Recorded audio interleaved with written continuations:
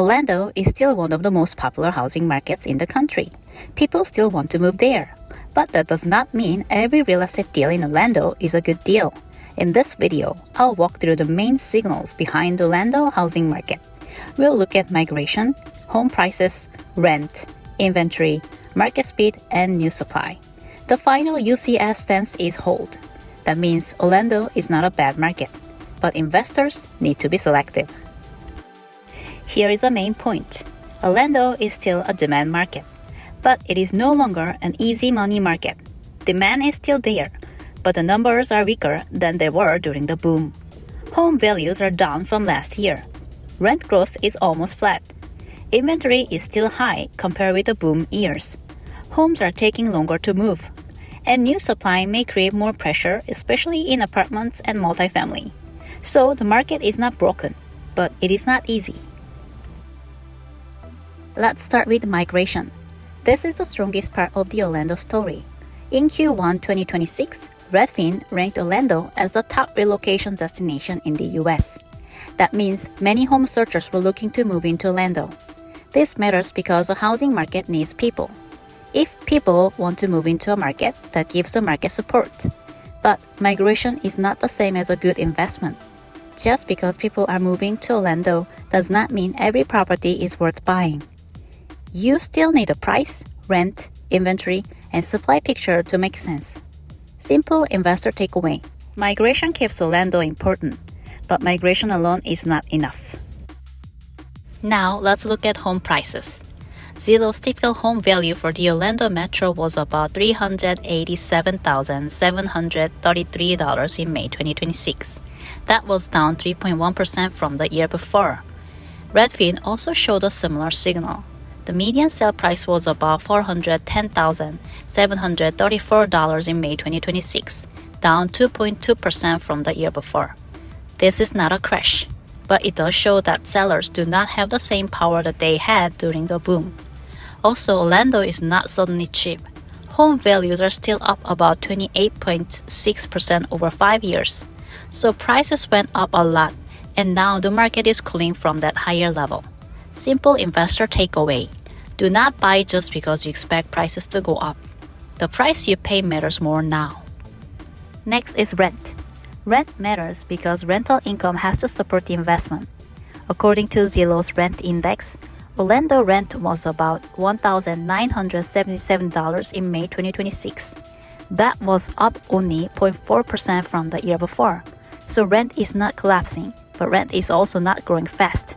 This matters because many investors need rent growth to make their numbers work. If the deal only works because you assume rent will rise a lot, that is risky. Simple investor takeaway. Use conservative rent assumptions. A deal that only works with strong future rent growth is not a strong deal. Now, let's look at inventory. Inventory means how many homes are available for sale. More inventory means buyers have more choices. Zillow showed 16,455 homes in inventory in May 2026. That was down from last year, which is good. Redfin also showed active listings down from last year. But here is the important part. Inventory is still much higher than it was during the boom years. Zillow inventory was still about 83% higher than May 2021. So yes, the market improved from last year, but it is not a shortage market anymore. Simple investor takeaway. Do not chase average listings. If buyers have more choices, investors should ask for better pricing or better terms. Now, let's look at market speed. This tells us how quickly homes are moving. Zillow's mean days to pending was 71 days in May 2026. Redfin's median days on market was 48 days. That is not terrible, but it is much slower than the 2021 and 2022 market, when many homes moved very quickly. Why does this matter? Because investors need to think about exit risk. If you need to sell later, it may take longer.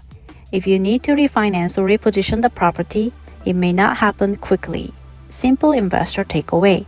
Assume a slower exit. Do not assume you can sell quickly at your target price. Now, let's look at new supply. In 2025, Orlando authorized 27,845 residential units. About 51% were single-family. About 48% were in buildings with 5 or more units, which usually means multifamily or apartment-type supply. This is important. Permits are not the same as completed homes. These units were authorized, but that does not mean they were all built in 2025. Still, permits are an early sign of future supply. And when rent growth is already weak, new multifamily supply can create pressure. Simple investor takeaway: check the local submarket before buying. A good metro can still have weak areas if too much supply is coming nearby. Here is a full signal read. Migration demand is strong. Pricing power is weakening. Rent support is stable but not strong. Inventory is elevated. Market speed is soft. New supply risk is material. That is why this is not a simple buy or avoid. Orlando still has demand, but the numbers do not support buying average deals at average prices. This is a selective market. Final UCS stance: hold. Orlando is still investable, but it is not broadly attractive at average pricing. Selective buying can still make sense, but the deal needs to be protected. That means buy below market. Make sure the rent supports the deal. Use conservative rent assumptions. Check local supply, and do not depend on quick appreciation. Bottom line, Orlando is still a demand market, but it is no longer an easy money market.